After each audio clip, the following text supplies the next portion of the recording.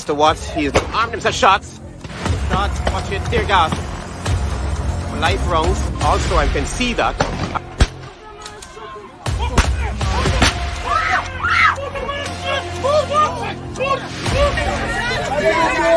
Just for Quentin! Everyone is a boxer, man. I like you put in a boxer, man, to do that.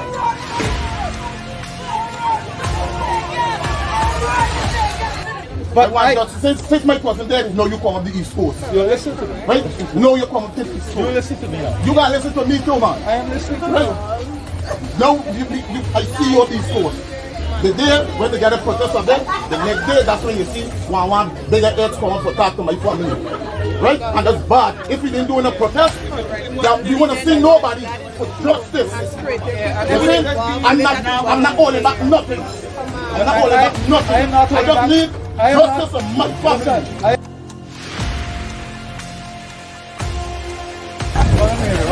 I get visitors all of a sudden. All of a sudden, you all have visitors. This is Joker. Who is that Joker? That piece of plum. They know who they did it with.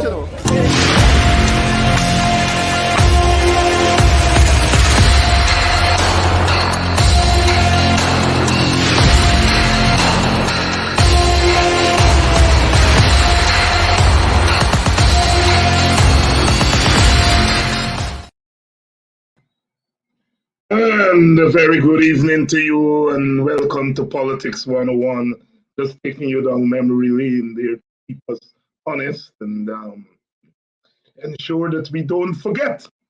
We don't forget that man is still to visit Golden Grove. The people of Golden Grove are still out there, still have their resistance movement going. They're still out there. They're still trying to get the world to remember Quindon Battles. And they vow that they will never forget until justice is served. Of course, what governments do, what dictators do, is that they wait until things get quiet and people get tired, and then they move on. But the people of Golden Grove have vowed that they're not going to move. They're not going to move on. They want justice. Welcome to Politics 101. David Hinds with you on a wonderful Thursday night. Thursday before Friday, the weekend. You know, once Friday comes, you have to begin to think about what? Market, about going and facing the economic onslaught of the market. We know how difficult it is these days to face the market. Face the marketplace. Thursday. Welcome to Politics 101. Share the link, share the link, share the link, share the link. And welcome to you who are already on Gwinnett. Welcome to Politics 101. Courtney October. Welcome to Politics 101. Courtney is, of course, joining us from the Big Apple, New York, New York, New York. We know most of our people are there in Brooklyn and Queens and the Bronx, and further afield, you know, people move around. Welcome to Politics 101. If you're joining us, if you are joining us from Canada, Toronto, Canada, welcome to Politics 101. Here with you tonight, Thursday night, the night before the weekend, before Friday, before Saturday. You know, I remark to people, I've been here in Guyana for almost 3 months, and I remarked to my friends, I remember growing up and, you know, Friday night and Saturday night used to be the nights. Now Saturday nights are dull. Sometimes you see people around on Friday nights, but not Friday night and Saturday night. Sunday night, the young people come out and do their thing. It's all about the spending power. All about the spending power. You know, weekends used to be Friday, Saturday, and Sunday you get it 2 to 2 picnic.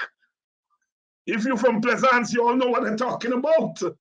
You know, Plaisance used to be famous. And then, of course, in Georgetown, you used to have, you can't do those things now. You can't do all of them. You have to split it up and do some of them. Thursday night on Politics 101, we're going to be talking a lot tonight.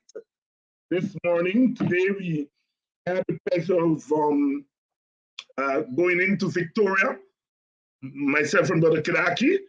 2 days ago, the people of Victoria, they were out drawing attention to the deplorable streets in that village, deplorable roads in that village, lack of lights on the streets, and terrible.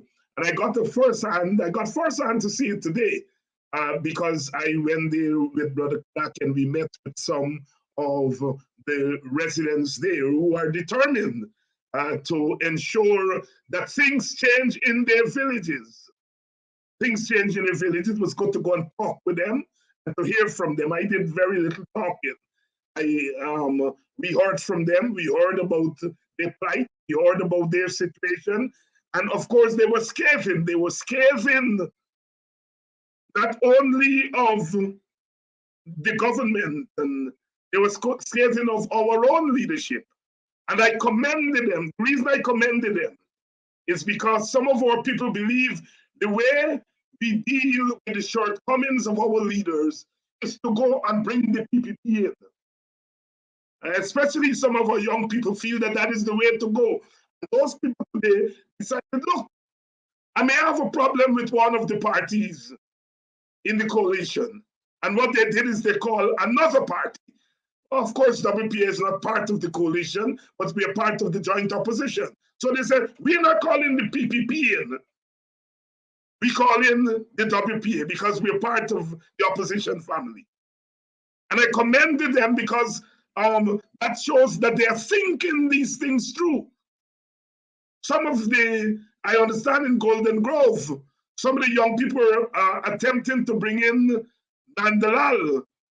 And the people in Golden Grove, it's Nabaklis, I understand. The people in Nabaklis say, no, not here.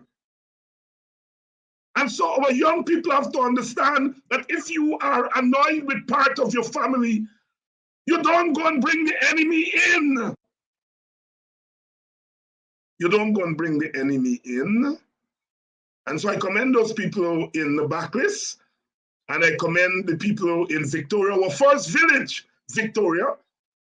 The roads are terrible, the conditions are terrible. And those people turned out this morning, 10 o'clock in that hot sun for us to talk. And that's what I'm talking about. That's what I'm talking about. We have to utilize our leadership. And we were able to set a follow-up meeting in a couple of days. Right there and then, we were able to pick up the phone and call some of the decision makers, not the PPP, and to say, hey, brother, I am here in Victoria, and this is what I'm seeing. And you all need to come down here and talk to these people. As I said to them, there are things that I could do, that Mr. Kidaki could do. There are calls that we can make. And at least they will answer our calls. We have our own people who are sitting in the regions. Region 4, Region 10. And it's a shame that the infrastructure in our villages, that they have some control over, that they're not looking at it. And so we were able to move the button this morning for those people in Victoria. And we tell them, don't stop. Organize yourself. Organize yourself. And when those people saw us there, after listening to them, I said, okay, where do we go now? How do we move? And we decided that we were going to move. And they decided they're going to call their committee the Action Committee, because we show them that we can take action immediately. And that's what I'm talking about. I notice my sister Annette Ferguson is on tonight. Go into our communities. As members of parliament, as activists like myself, we have some clout. We can make phone calls and get people to go there and spot. We have arranged for 2 big people in positions to go there within the next couple of days. And the people said, this is action. So we're going to call ourselves the Action Committee. And that's what we need to do in our communities. Come out on the road, make a start, draw attention to your conditions, because you are lobbying not only the PPP, the government, you are lobbying your own leaders who are in position. I don't bash MPs. You all know that. It's not my politics.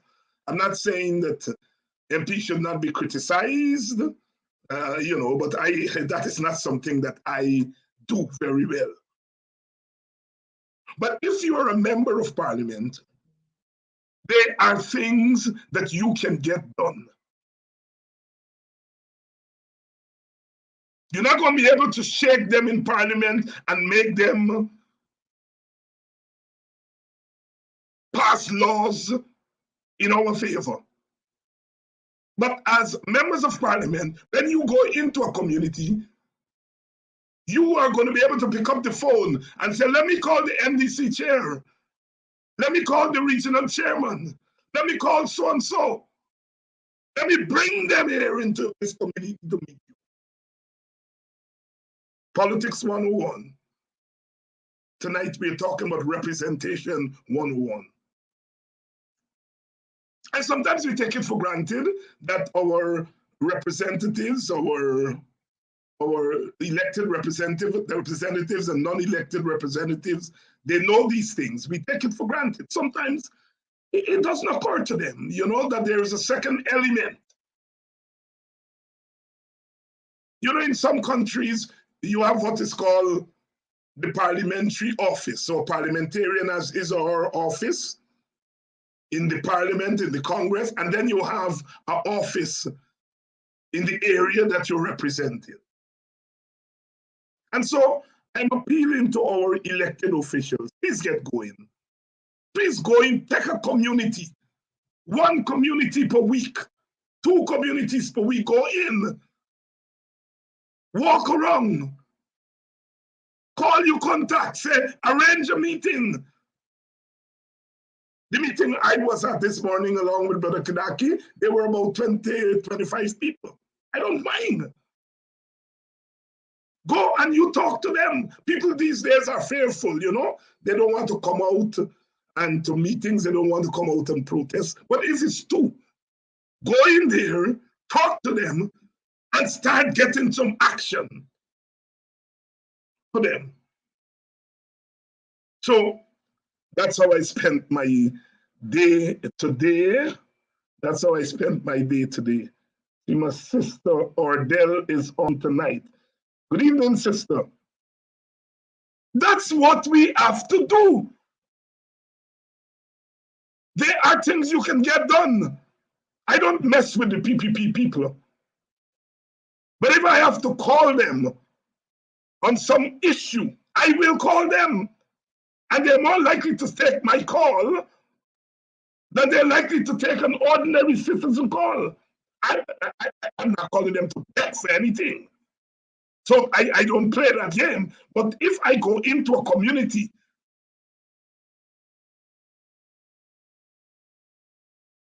if I have to go into a community and I have got to call a member of the government, I will do. And for all that costs me, they're more likely to take my call than to take an ordinary citizen call. For all that costs me, I am saying that we representatives I'm not an elected representative, but I'm presumptuous enough to assume that I'm a representative. We have authority. There are things we can do. They will respond to us sometimes out of fear. Oh, they don't want David Hinds to go on Politics 101 and let the lion loose on them. And talking about that, you know, we found out some things. No, look, I when we went into this morning, when we went into Victoria, one of the ladies there had moved from Buxton to Victoria. I didn't recognize her when I went in for her. As soon as she opened her mouth to talk, I see my sister Lynette. Lynette gonna remember Nancy and Susie. You remember Nancy and Susie? You see, she opened up and said, wait a minute, but this is Nancy. And from then, Nancy came to life. Nancy got up and she started to talk and she started to express herself. And I told the audience, I grew up with Nancy and Susie in village. We are grow match. Lynette lived near to them. But there's no grow match. Marielle, good night, good night, good night. How's Linden? But my point is that my presence there empowered that lady. Because she looked at me, I'm no Dr. Hinds and so on, but when we growing up in Buxton, I is regular little boy, all we growing up and in the village. And so one of the things that I have learned is not to take yourself too seriously. Buxton is a dread place. Buxton is a dread place, you know? You know, it's a dread place, like any village. They cut you down quick time, eh? I remember going to a funeral and coming, and in the country long. I ain't go by Dan. Go hang out a little bit. And see me at the funeral. She said, Mr. Hinds, like you're flying just to this funeral. That was all we have showing she hint that you haven't passed by me yet. It's like you're flying just for this funeral. I'm saying they don't make sport. You could be Doctor Who, you could be whatever leader. To them, I'm a regular Buxtonian. So you can't get too big shot. You can't play too big shot. Not in the villages, certainly not in my village. So when I pick up the newspaper this morning, and I read Fedi Kisoon column, he reported in the column that they had an interview with Priya Manichan, the Minister of Education. And Priya Manichan says she used to look up to some people she don't look up to no more. And she named 4 people. Nigel Hughes, Kemraj Ramjatan,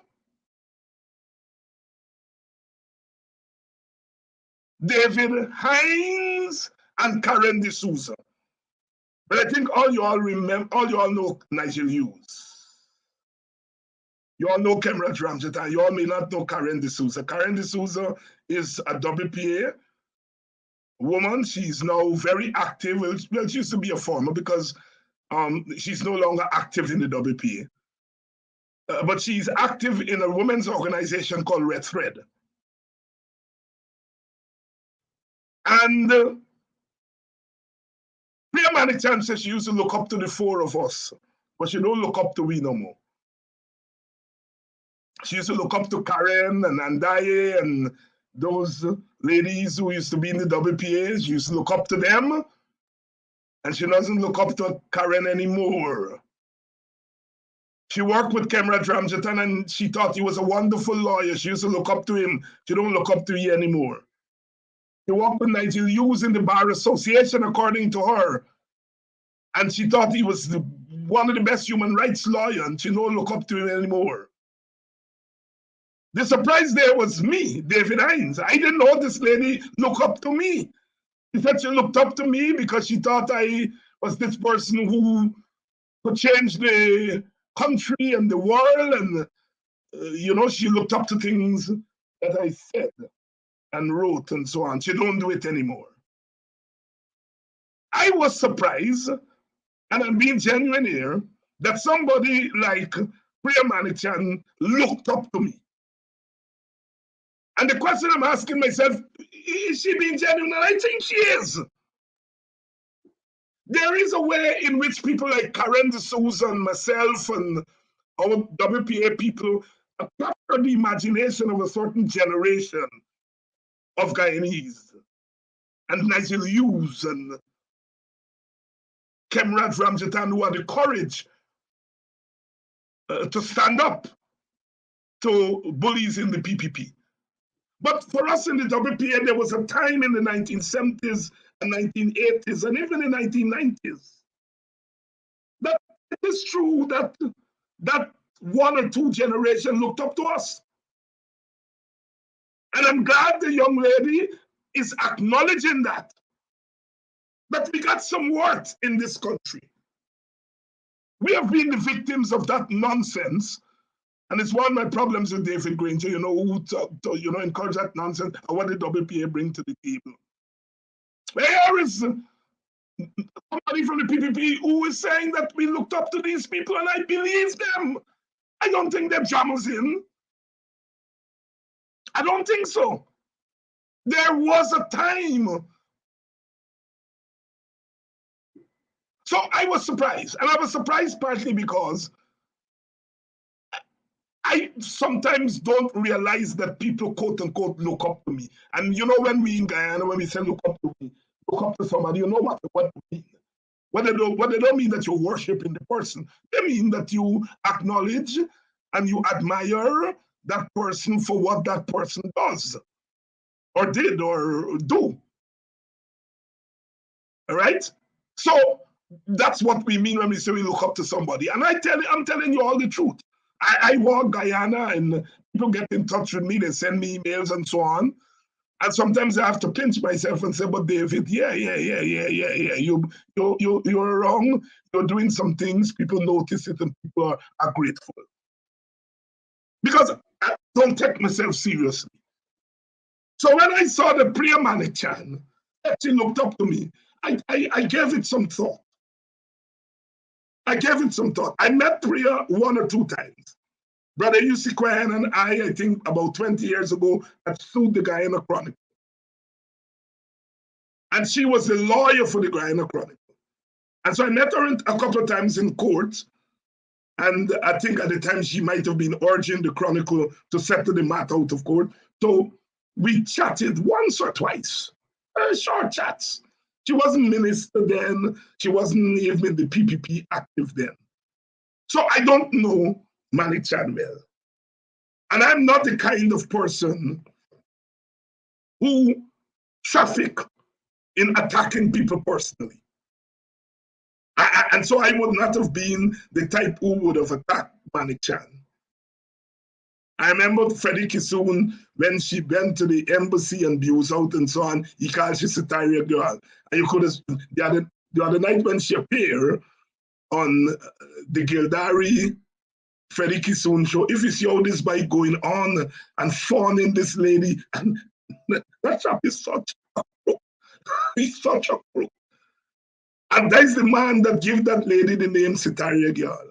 So I remember when in Parliament she was reported, when they had a scramble in the Parliament, when the PPP was in opposition. I think they alleged that she allowed for rape. Other than that, I really don't pay attention to Priya Manichan, because in my estimation, people like Priya Manichan don't exert power. I pay my attention to those who exert power. And I pay my attention to institutions. I don't pay much attention to individuals. So when this lady says she look up at me, I decide that I'm going to reflect on this thing. The question I'm asking, if you looked up at me 4 years ago, what has changed that you don't look up at me anymore? You don't look up at Nigel anymore. You don't look up at Kemraj and Karen anymore. What has changed? Look, if you're a young scholar in the Caribbean and you're a young left-wing revolutionary type and not so young, but if you're of my generation, Ralph Gonsalves, Dr. Ralph Gonsalves, Prime Minister of St. Vincent and Grenadines, is somebody you looked up to. Exemplary scholar, penetrating public scholar, eloquent speaker, a thinker. I disagree with what Ralph, the position Ralph took on Guyana 2 years ago. And I said so publicly. I said so publicly. But I didn't stop looking up to Ralph. Ralph is still, for me, of that generation, he still is representative of a certain tendency in our Caribbean society that speaks truth. I still look up to him. I disagree with him, but I still look up to him. My question for Priya, why are you no longer looking up to us? If we meant so much to you, she said she was heartbroken.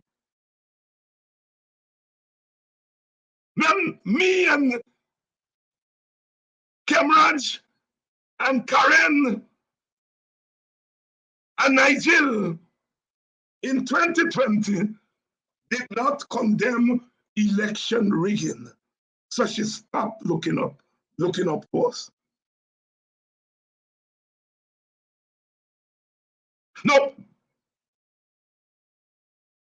I took a different position to Priya, obviously, and to others around the election. My position is very clear. I'm repeating it here tonight because I know they're going to tell Priya, and I know Priya just roam Facebook, and she might be listening. Priya, when the PPP said that they saw Mingo rigging the election, I know plenty about rigging, having studied our country, having read what happened in our country, having observed.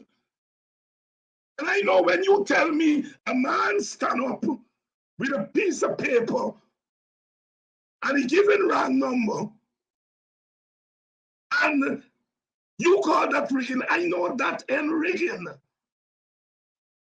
I know that that by itself is not rigging, that there is more in the matter than the pistol. A man stand up with a piece of dirty paper. And you all say he given wrong number, the number on the paper, and match with you number. I, Priya, am intelligent enough and understanding of politics enough to know that there is something else going on. So I refuse to say Mingo rig. I said that I waiting to see the red rigging. A man with a piece of dirty paper cannot be rigging an election. You don't rig an election with a piece of dirty paper with some number on it. I am sensible and knowledgeable enough to know that. And so I said, here, This election is trouble. If I know what you all know, you all might as well vitiate this election. Because if you all continue to probe this election, you all going to be in for a shock. And, I know something about literature and poetry, and I use some colorful language. I said, dump those boxes. I didn't mean to literally dump the boxes. What I meant was, here, you all put this election aside. Because if you all keep going, you are going to see that this thing is more than mingo. That's how David Hinds called for smash ballot boxes. Damn fools. They didn't go to school properly. They didn't know about alliteration. And they didn't know about figurative language. I can't teach them that. I learned that in First Farm 1, Waveney Seafort at Buxton Secondary School. Finella Abrams, teacher Finella, teach me it in Farm 2. A man named Mr. King, Paul King, come to Buxton and teach. He teach me that in Farm 4. So when I say dump the boxes, if you hear these asses, David Hinds want to dump the boxes because he know that the party lose. I was saying, are you talking about rigging? Are you on see rigging yet? And they went on and on until they get to Order 60. And Order 60 said, open the boxes.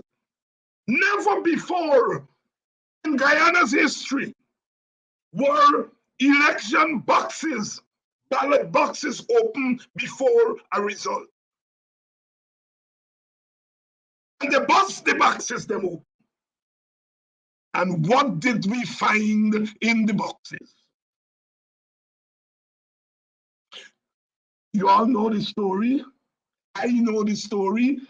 All we know the story, what they find in the boxes. They didn't find attempted rigging in the boxes. They said they catch me attempting to rig. You want me slap you? I mean, go and slap nobody. But when we open the boxes, you find slap and bats and kick inside the boxes. What you found in the boxes is the accusers. Boxes expose that the accusers of attempted rigging were the actual riggers. Priya. That's why I didn't jump on Mingo, Priya. Because on election day, Priya, I was in Mon Report, Priya. And them little girl catch the boy going back to vote 3 or 4 times. Some little girls from a village boxing.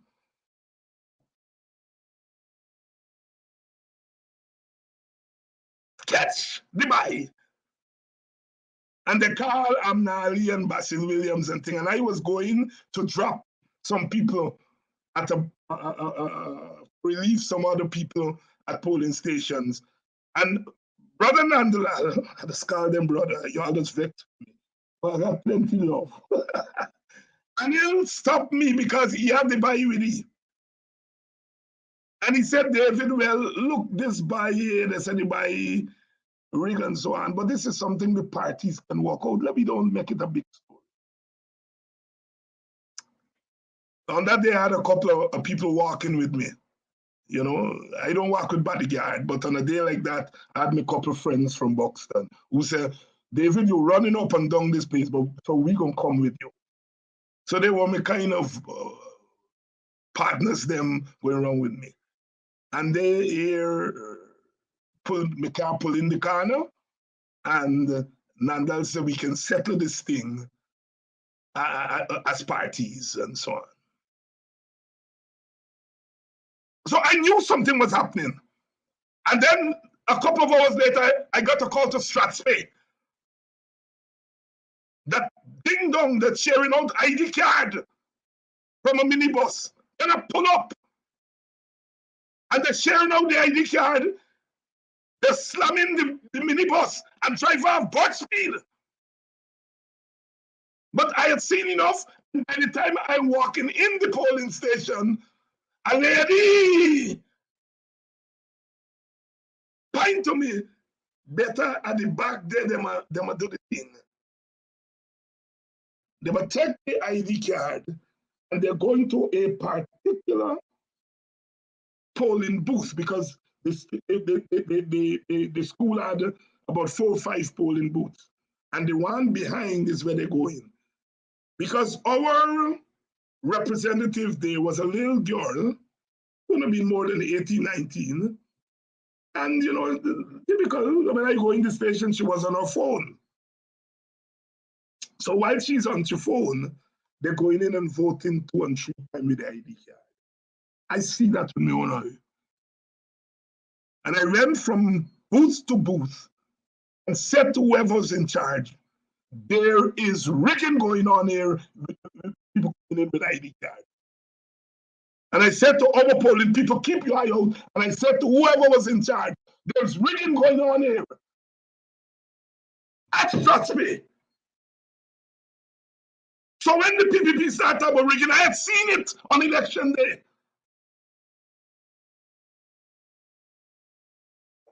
And let me give you a contrasting story.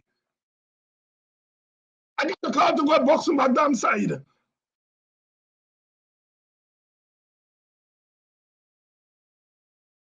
At one of the schools that the PIU or whatever it is. And they said, a lady in there who in charge and won this girl vote proxy for her mother. I said, yes, a lady in charge. I go back there, is a woman from Buxton. And I knew what was it. Before I got there, I spoke to her. She said, well, the girl didn't walk with the paper. And she told her, you gotta go home and get the paper to come back to vote proxy for your mother. This is an African Guyanese woman in Buxton who's playing by the rules. Play by the rules. She could have said, girl, come and vote. Even though you won't get the paper. And she said, no, I'm here to do a job and I'm doing it properly. I tell the girl, I said, go home, get the paper and bring it back and vote. You girl, go home and get the paper and vote. I'm making the point here. Skullduggery in the PPP stronghold and playing to the rules in the coalition stronghold. I witnessed that. So when Priya said she don't look up to me anymore because I did not condemn rigging, Priya, I condemn rigging. I condemned the rigging after the box was open. And you, Priya, don't want to deal with the open box. The PPP, your party, don't want to deal with the open box. I know they're fighting at the CCJ not to deal with the open box. Priya,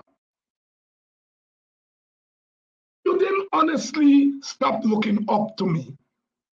What happened is that you were elevated, you were installed based on chicanery, and you're now looking down at me from high up.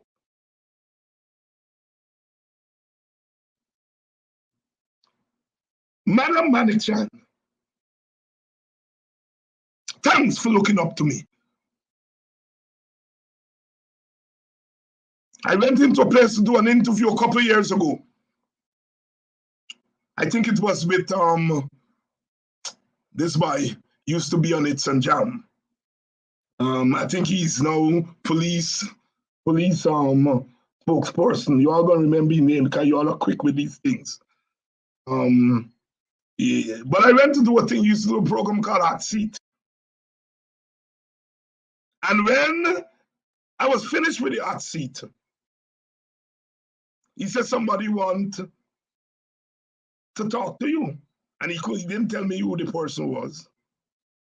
So I went in, and when I got in there was a young lady that I knew, and I hadn't seen in years. And I was glad to see her. But when I was finished talking with her, two Indian young women said, Dr. Hinds, can we speak with you? And I said, yes. And those two young ladies said, both of them said they admire me, they like my politics, they like my passion, they like my spirit. But I don't remember them sometimes. That is what they said to me, is that I don't sometimes think that Indian people admire me too. And they want to tell me that they have young Indian friends, boys and girls, who admire. Stand, Govaya! I know you are going to give me the thing. Stand! And they wanted me to know that young Indian people admire me. So I have a sense that there are young Indian people who admire me. Our style of politics is what they call revolutionary politics. And young people have a thing for revolution and left-wing militancy, cross race, you know. And over time I've come to appreciate that there are young Indian people. I've met Amerindian young people who have said to me, Portuguese mixed type of people, who have said to me that they admire my politics. I don't know those things to go to my head, but I am aware that there are people. So I don't doubt when Miss Manik-chan said that she looked up to me. I don't doubt her, and I don't want you all to doubt her. But the problem is that now she has power. She changed who she look up to.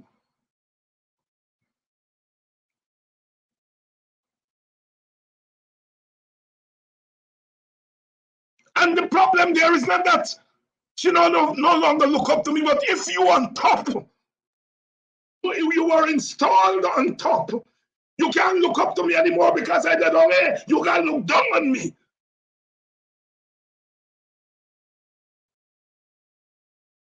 If you genuinely look up to people, you don't stop looking up to them over political disagreement.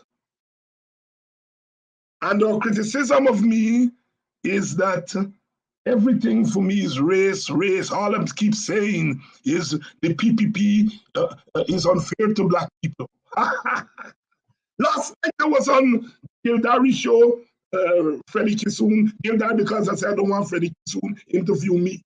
So Gildari was interviewing me, and Freddie was there chirping like a little parrot, you know? And so many times I had to tell him, shut your mouth, shut up. Listen. And I went on that program. Some people think I should not have gone. But I went on that program to do two things. To show that there's one Black man who's not unafraid, who's not afraid to go on a purely Indian show and to put my chest out and say, I'm Black. I love being Black, and I love Black. I went there to show them fearlessness and coming into your nest. And I'm not changing what I say when I'm in my nest. That was one of the reasons I went there. To show them what a real Black man is. Some people thought I should not have gone, some friends. But I knew what I was going to do. And of course, I wanted to tell Freddie Kissoon he is such a fraud. He's such a fraud. Freddie and I, and quite a few of us, we were unhappy with the coalition. We have to bring the coalition to government. And we felt there were things that they didn't do right. But then it came time to make a choice between continuing with the coalition government or the PPP. I envisaged the PPP was going to do what they're doing now. And I'm not an obia man. I study our society. And I knew the minute you put unlimited power in the PPP, and they will wreck this country. And I was not prepared to go there. And I decide, for all my problems with the coalition, I'm going to become a candidate, and I'm going to campaign for them to come back to power. Freddie decided that he would go upon the next side. I don't know what triggered his decision. He will have to say that. Some people say they pay. He said no, they didn't pay. I don't know. Some people say his racism came out. I don't know. I continue to say that the Freddie Kissoon that I know is not a racist. But what I know is that now he's lying in bed with racists. Whether he has become a racist, he will have to say. I don't call people racist easily. But what I know is lying in bed with racists. And Freddie therefore cannot face me any longer as a friend. How you can tell your friend? By I ride in black people now, putting my foot on black people's neck. Because that is what he's in effect doing. He attacks black leaders. He says the most hurtful things about black leaders. He says the most hurtful thing about black people. He said that I was at Victoria telling people to undermine the government, and I was talking to a homeless lady, was my audience. He obviously saw the audience there, but in his head, black people are talking about homeless ladies. It is subliminal. That's get me vexed, you know. This is subtext. Look at the crowd of people that I'm talking about Victoria. And said, all David Hinds is doing is talking to a homeless lady. And I said, look at this fella who says he loves black people. That in his head, a group of black people standing up and listening to one of their own, they're tantamount to homeless people. These are intelligent people. They're not fools. And when they say those things, it's the message, the not so hidden messages. And so I went on that program to look at Freddie Kissoon in his face and to tell him, leave black people alone. As I said last night on the program, I'm in your face. You are nothing by what I call a pervertedly dishonest person. I don't use so much a big word, but dishonesty is dishonesty. Perverted dishonesty is the worst kind of dishonesty. Those are my two objectives of going on that program. To say to them, this is one African who is not afraid to come in your enclave and say, I am an African. I don't play with that.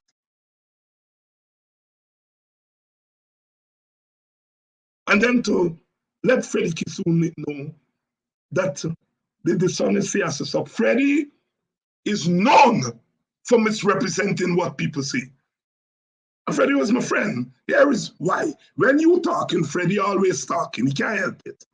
If you're talking, Freddie gonna talk at the same time. So half of what you're saying you don't hear. And if you hear a word, you run with the word. And he takes the word out of context. He's doing this while you're sitting there last night with him. But Freddie is not my issue. Freddie is a consequence of the problem. There's a man who's saying, David Hinds, all you're doing is talking about black this, and he sits next to me and says, Indian people are the most oppressed people. I have to say, but it's not Indian horde you're talking about. I don't care if Indian people talk about Indian art. That's their right, because nobody's going to stop me from talking about black victimhood and black art. But you all know what? I now find out why I am one of the PPP's biggest nightmare. I now find out. They all want me to stop saying that they are governing Guyana in a racist way. It's not that others not saying it. They know that there are other opposition people who say it every day. But they know that I don't say the word in my mouth. When I'm talking about black people hurt and black people being discriminated, I don't mix it up. I don't mix up the brandy with water. And say, well, Indian people suffering too. Indian people don't want me to talk about their suffering. I know Indian people suffering. They don't want me. When Kilaki went to Strathspey to try to record their suffering, they fold up the placard and say, our government will look after our problem. Unfortunately, we have to be frank with ourselves. Indian people do not need people like me to make representation for them. They don't. So when I'm talking about discrimination, I talk about African Guyanese discrimination, period. I'm not mixing it up. That is not to say, in terms of social class, Indian people are not being discriminated. Of course they are. But they don't want me to talk for them. So one of the reasons that the PPP find me an enemy and they're so hard on me is because I talk my story straight. And thieves don't like to see police car flashing. Thieves don't like to see watchman. Racists don't like you to talk about race. So Priya no longer looks up to me because I am defending black interests and I am exposing Indian government racism. I don't deal with individuals because race is not an individual concept. Race is a group concept. The individual may be prejudiced, but that's not race. Race is when the individual who is prejudiced against black people, for whatever reason, now has power and is turning that prejudice into using their power to take that individual prejudice and make policy. Let me give you a graphic example. That little boy we name Ramson. Ramson may have had prejudice against black people. Feel that we can get mama, we can get daddy, and we can get role model at the individual level. But when he became minister, and he says he's a minister, he's moving his individual prejudice, no power. And he is pronouncing as a policy maker. He is pronouncing that black people are get mom and daddy and role model. Like here, wake up a morning and see daddy go walk. In politics as in life, what you say is also what you say you are is also what you are not. Me daddy, me wake up and see me daddy go walk. Then I wake up and see that daddy go walk. Then I get daddy. Then I get role model. I don't care if he said that an individual, but he's saying it as a government minister. And power. And with power. He's moving his individual prejudice now to racism. Because this is a man now who has to implement policy. He's a minister. He's given money to share. And if you feel that one group is lesser than the other group, you will share, you will give them less than you give another group. If you feel that one group is so less than I get mom and I get daddy, but I like kick football, you give them football. But you give the other group stadium. So when the cricket come and the football tournament come, and you play to the stadium, the community where the stadium is located will get money because they go and sell, they're going to think, and they're going to make money from where the stadium is located. If you bring a stadium to Golden Grove, what it means is that you're going to get a steady cricket match, steady football match, and what have you.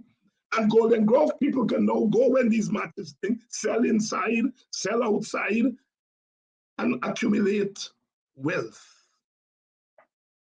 Black people, I'm saying that you all must know these things because you all got to hustle a living when the day come. But I and people like me, we make a living off of studying these things.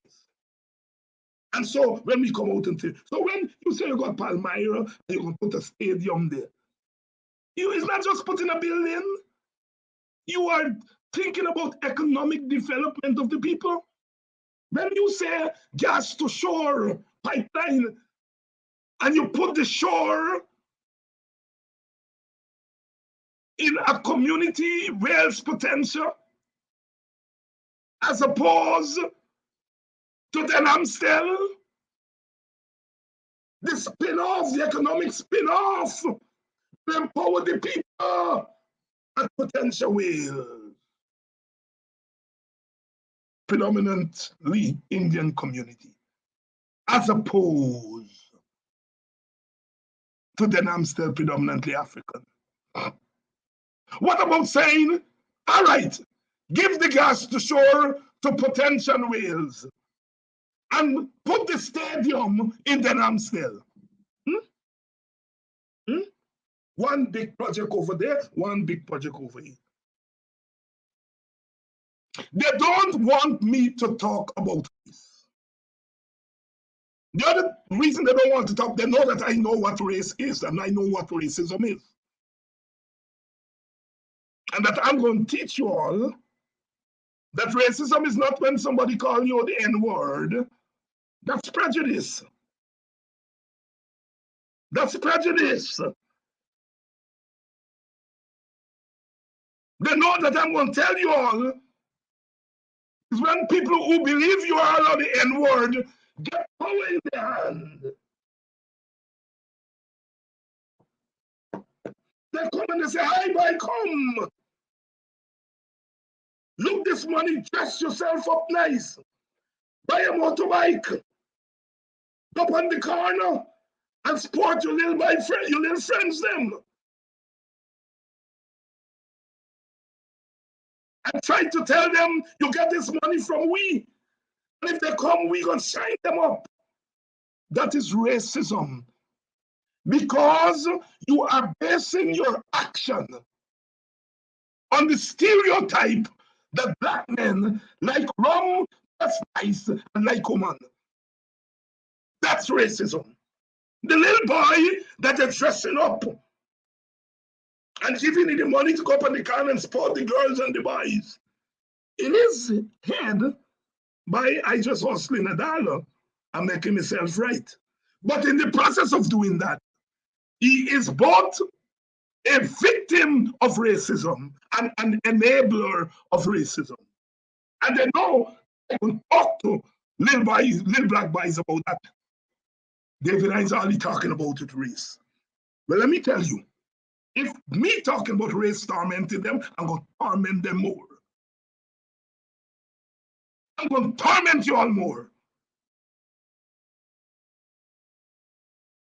Freddie Kingston opened last night that in all the history of Guyana, he has never known anybody who has relentlessly instigated racial, whatever you call it, racial hate. First of all, he said, nobody don't listen to me. They're so contradictory, and you have to be contradictory when you have no good intention. Nobody don't listen to David Hinds, he ain't got no support. Yet David Hinds is the greatest instigator, which means you frighten me because people gonna listen to me, but you ain't got no support. Contradiction. You know what? They know that over 1,000 of y'all are looking at me live now. Over 1,200 of you are looking at me live now. They know that. They know by the time tomorrow morning, the viewership will go up to 15 and 20,000. They know that. They know that. And it frightens the daylight out of them. I don't have time to preach violence and all those kinds of things. I don't have time. They want to catch me saying, go do this and go do that and so on. They're itching for that. They're itching for that. My auntie said, Mr. Lilby. She said, Mr. Lilby, she said, I'm sending you to school to read, to learn to read and write, but more than that, I'm sending you to get common sense. I remember that till the day I die. Till the day I die. She who did not benefit from higher education, she was very clear in her mind what education means. And that it meant not just read and write, but thought. That's what she meant when she said common sense. Thought.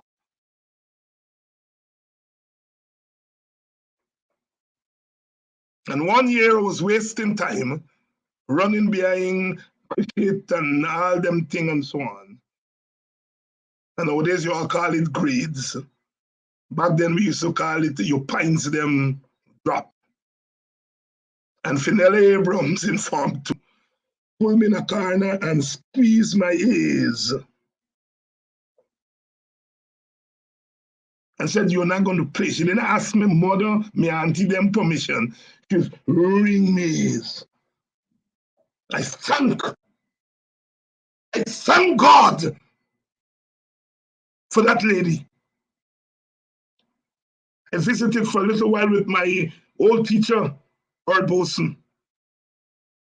And he gave me some advice. He follows the program well.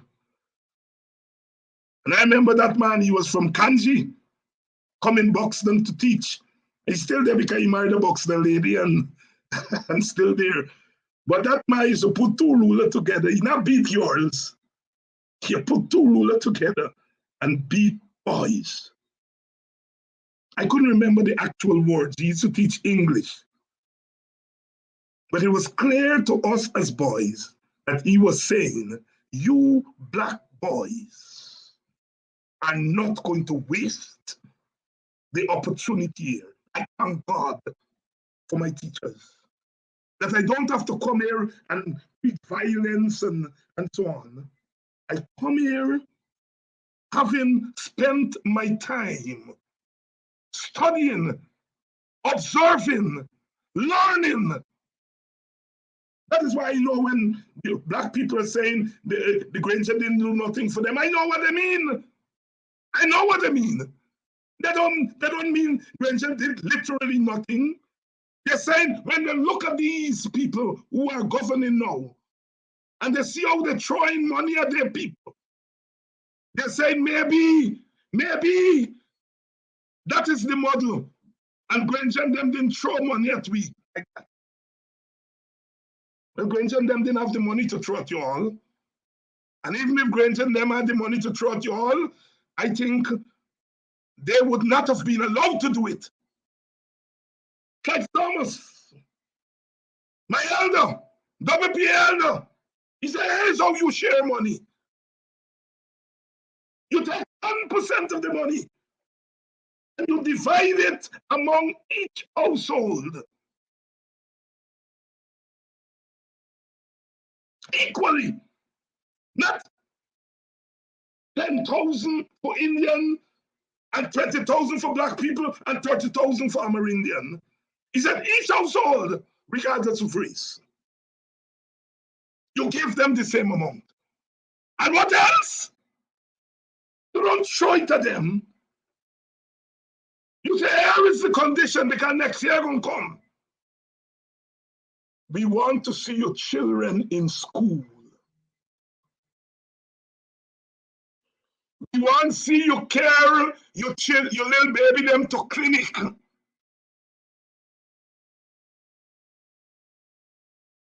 Because we want the nutrition of the children to improve. So, first of all, there's the equality of the proposal. Everybody, regardless of race and class. But second, you are using it as an enticement for people to develop themselves. Develop the children education. Because once you're in school, you're going to learn something. It doesn't have to be that you learn academics alone. You learn a vocation, it got plenty money in it. You learn a trade, it got plenty money in it. But you must be in school. If you are nutritious, little child go to school, he not going to fall asleep after half hour. Because not only belly full before he come to school, but he's eating properly. That is policy. God bless Christ Thomas. So we in the WPA would not have allowed the coalition and it won to be running around throwing money here, throwing money there. We would have made sure that they do it properly with policy. If you're dirty, you gotta get somebody to bathe you. You're a little child. Wash your face. Take out the bubble from your eye. Take out the snot from your nose. And we would have played that role as we come back to office. So, my brothers and sisters, this thing that the coalition not do nothing for you, we understand the origins of it, but the answer to it is not to go and bring in the enemies. And I said, I don't use that word enemy lightly. I don't use it. But the PPP have become the enemies of African Guyanese people. They've become, and I'm saying that, I'm not saying it with water in my mouth. I know Indian people have their problems, but they have enough people to speak for them. Ravi Dev can talk for them. They don't need David Hinds. Sister Priya, let me say one thing to you, and one last thing to you, sister. When you were looking up to me, I was beating up on the coalition. You love me. One of the reasons, I'm not saying it's the only reason. I'm sure there are other genuine reasons why you looked up to me. But one of the reasons it was easy to look up to me because I was founding a government that you didn't like. I was founding my own government. What has changed in 2 years? I'm now pounding your government. And you're not prepared to look up to somebody who's pounding your government. Oh, I say always, I go to sleep at night. I go to sleep happy. Because wherever I have seen injustice in my life, whether it came from the black side or the Indian side, I've said no, and I stood up against it.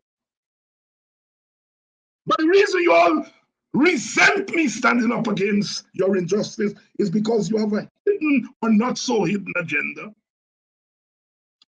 One of the things the slave masters attempted to do, they attempted to convince the enslaved that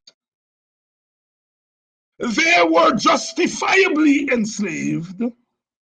So you were a slave because you were born a slave. Oh, Thomas Jefferson in a little book called Notes on the State of Virginia. He said Native Indians are white people in brown skin, and so they could be civilized. But black people, I don't know about them. I don't know about them. They are feeble in body and mind.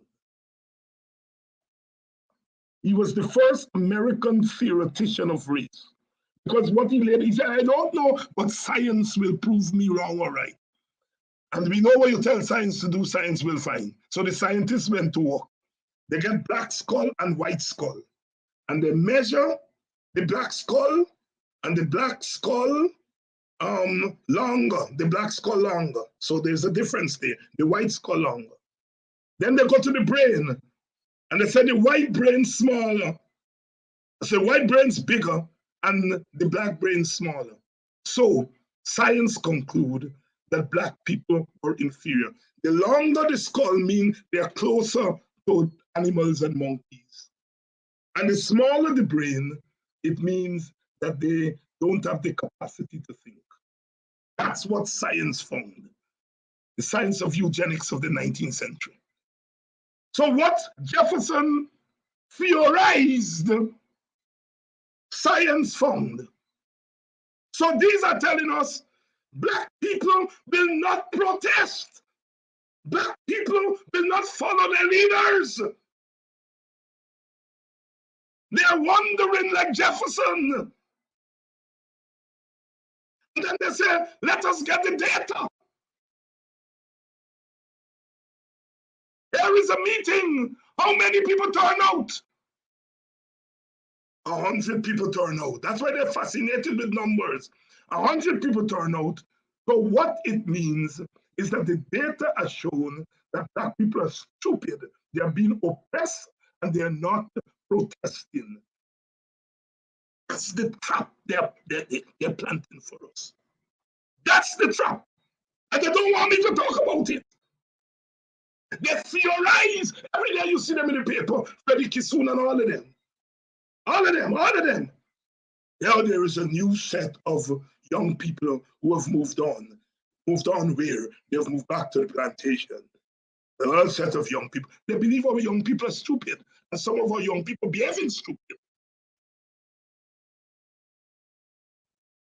And then they're saying, where is your data? Where's your proof? I had to tell the moderator last night, you know, racism is not about data. Racism is behavior. Behavior. Data. What is the data to prove that black people are back on the plantation? They're not going to protest.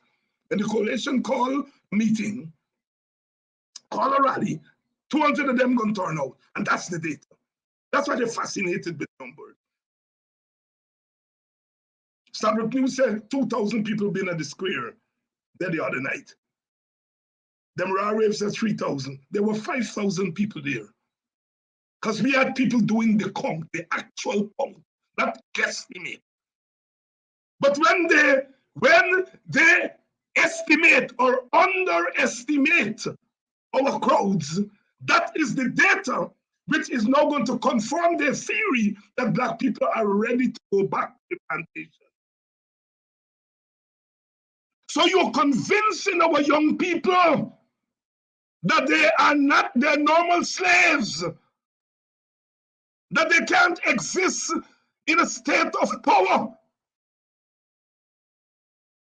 One man tell me, David, why you don't go get 1,000 young people and carry them to Ali? And I said, you eyes pass me. You're asking me to deliver my people back to the plantation. But that's what they think. They think they've convinced black people that fighting for your freedom is wrong. That's what they think of us. And that's why they don't want people like me to open their mouth. And that's why now that I find out what the plan is, because I've observed, I've thought about it, I've compared our situation with other periods in history, and I am coming to the conclusion tonight that that's what they want to do. Not the physical plantation, but it's what Marcus Garvey, when he said, emancipate yourself from mental slavery. Of course, Baba Baba took Garvey's speech and turned it into song.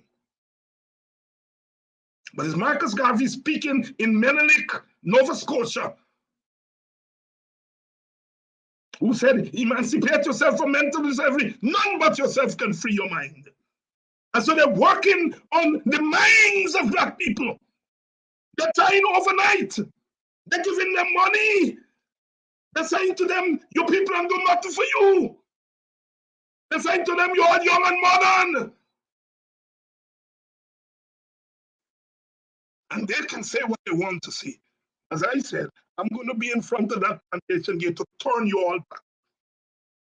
So young people, I'm going to be there to turn you all back. That's why they don't like David Hinds. That is why they don't. I'm not saying other brothers and sisters not saying what I'm saying. Other brothers and sisters are saying it.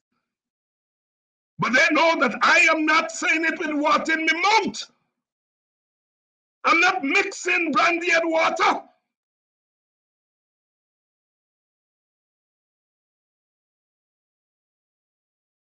They want black people to do chutney. They're giving them the chutney economics.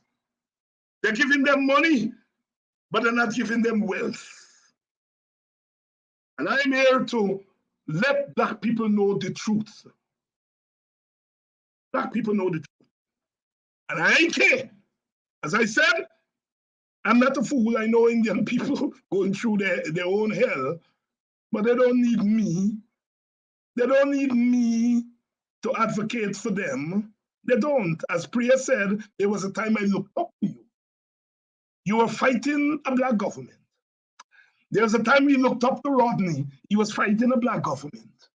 There was a time we looked up to Payan and Diane Karen were fighting a black government. But now we ain't fighting a black government anymore. You no longer look up to us. We have been rendered useless. You no longer look up to us, you look down on us. And I'm saying, I'm here to tell the story. I ain't going nowhere. Oh, David Hinds doesn't live in Guyana. You're trying the whole way. Everything that you know you're trying to delegitimize me. And I ain't care. Wherever I live, I'm going to be tormenting you all.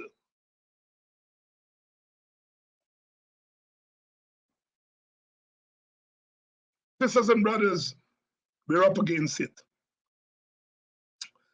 On Sunday, we're going to Buxton. We got a big team there. Brother Winston Jordan, he hasn't been on Politics 101 for a while. Brother Henry Jeffrey, Sister Manza, young brother Darren Wade. We're all going to be a Tipperary all in Buxton. We're all going to be a Tipperary all in Buxton.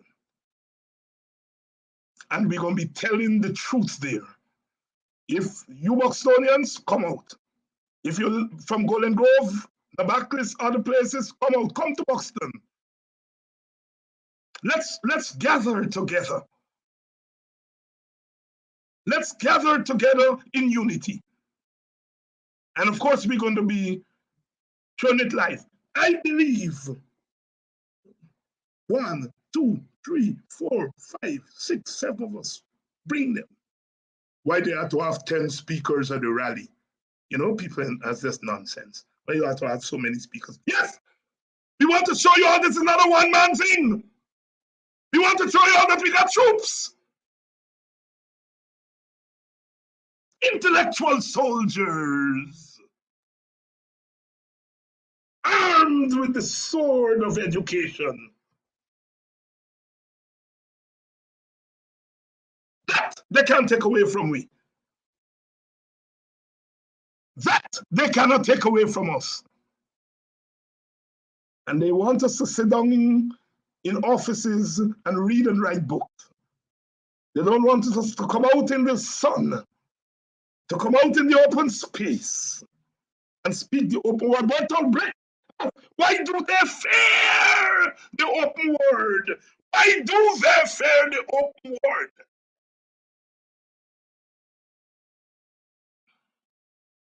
Like I say, I know which university my first degree come from. I know which university my second degree come from. I know which university my PhD come from. I can produce my transcripts any day, anywhere. I challenge some other people to do that. When you want to be a bad man, it's not only, I don't know who you're playing with. I don't know who you're playing with. You don't know who you're playing with. You're playing with somebody who spent his time reading books and understanding the contents.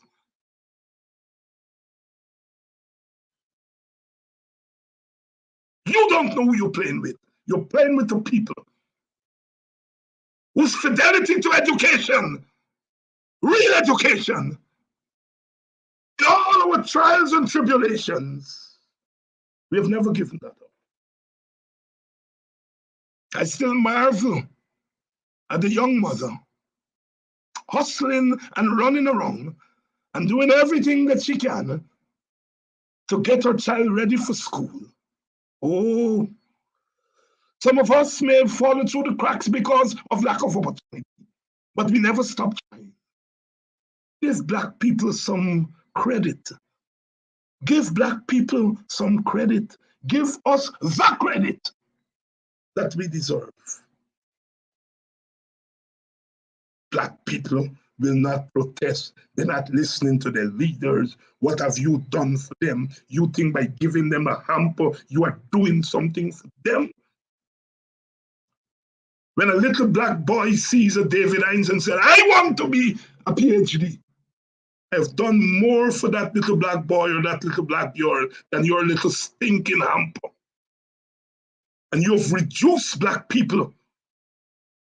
You're trying to reduce Black people worth, not to education, not to wealth, but to a hamper. You're stinking little hamper because you are little and stinking just like a hamper.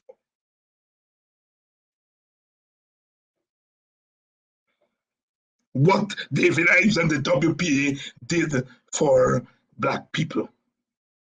I can tell you what the WPA has done for me. I can tell you what the UC Quayan has done for me. He hasn't given me hampers, but I'm where I am today because of the example he set. He didn't have to say, go David and do that. Example.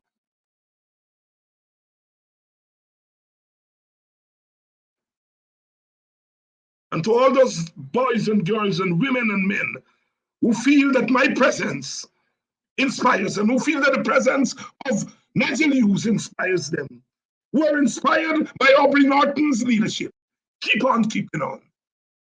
Keep on keeping on.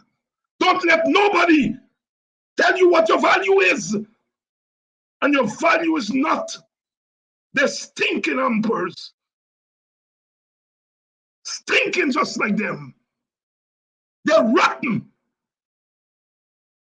Any people who are going to play on the weaknesses, the stereotype of another group, they're the most degrading people in the world. I'm going to tell them that every day. I'm going to tell them that every day. Brother Martin Carter said, I come from the nigger yard of yesterday. But to the world of tomorrow, I turn with my strength. I come from the nigger yard of yesterday. Yes, I come from the nigger yard. Oh, I turn to the world tomorrow. I turn to the world with my strength. The nigger yard was not the beginning of who we are. And it certainly is not the end of who we are. To the world of tomorrow, I turn with my strength. And that's what they fear. They fear a Black man, Black woman who is proud, who is not going to turn the other cheek, who's not going to play games with his people's dignity. They fear that. I'm looking over my shoulder to ask who else.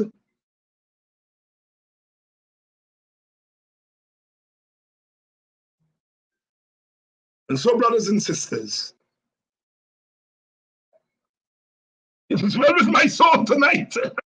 As you all have noticed, it is well with my soul tonight, and I know it is well with your souls too.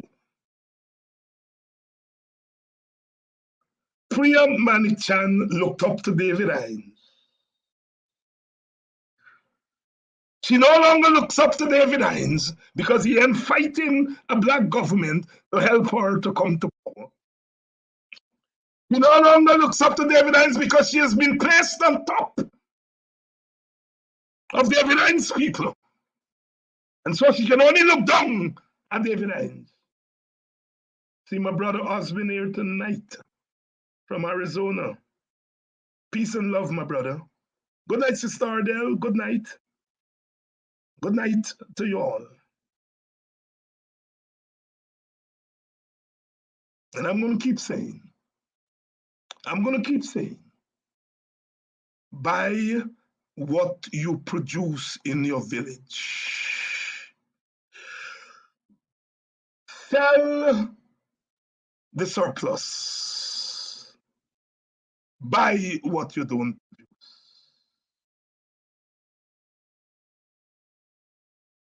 If you produce cassava palm, buy them there in your village. You make the black corn in the world, buy them there.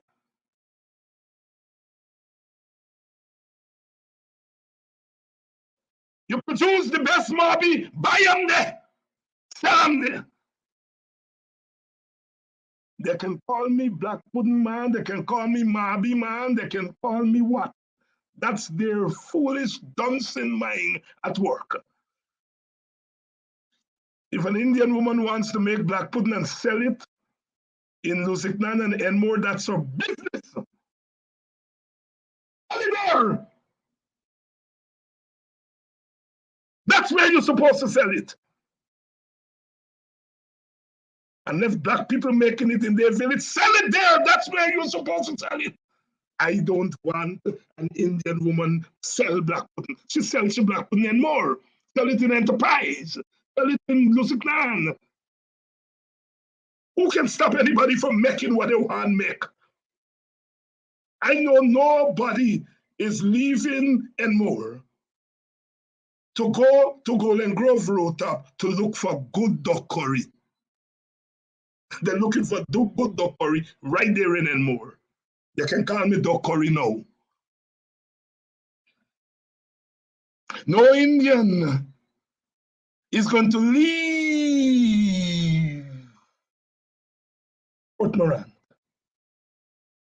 and go to Manchester to look for good dal puri. They're going to look for the dal puri right there in Port Morant.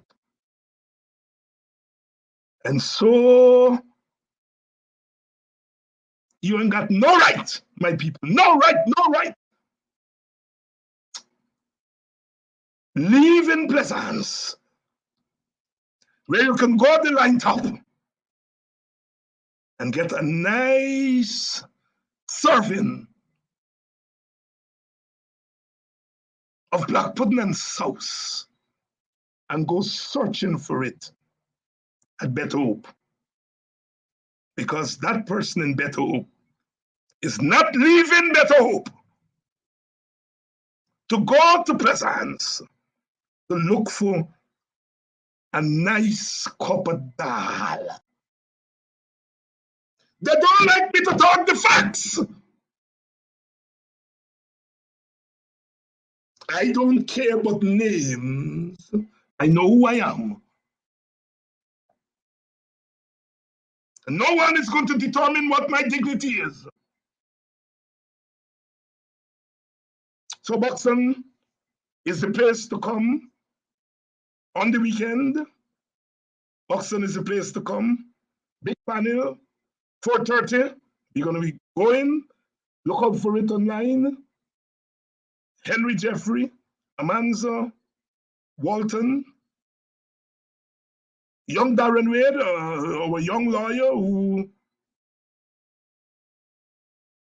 is making waves in our community. Winston Jordan, the man with the numbers, the economist. We are going to be looking at racial equality, not racial superiority, racial equality. Put that in your pipe and smoke it. If you all believe in inequality, you all are ungodly. We are going to work for equality.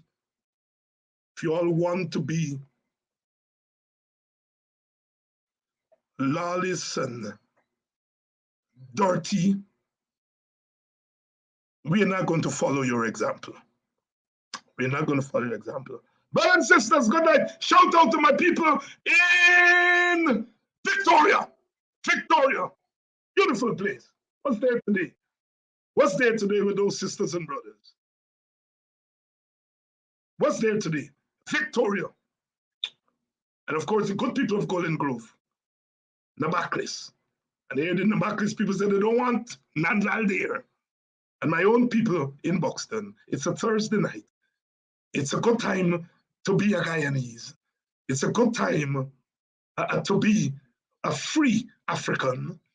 It's a wonderful time to be standing up to injustice. And to our Indian brothers and sisters who are brave enough, to stand with us. I'm eternally grateful.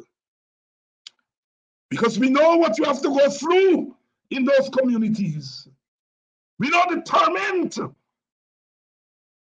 Thanks for standing with us. Or there is saying here, asking, did you guys listen to Nigel Yu's emancipation message to Buxton? It was powerful.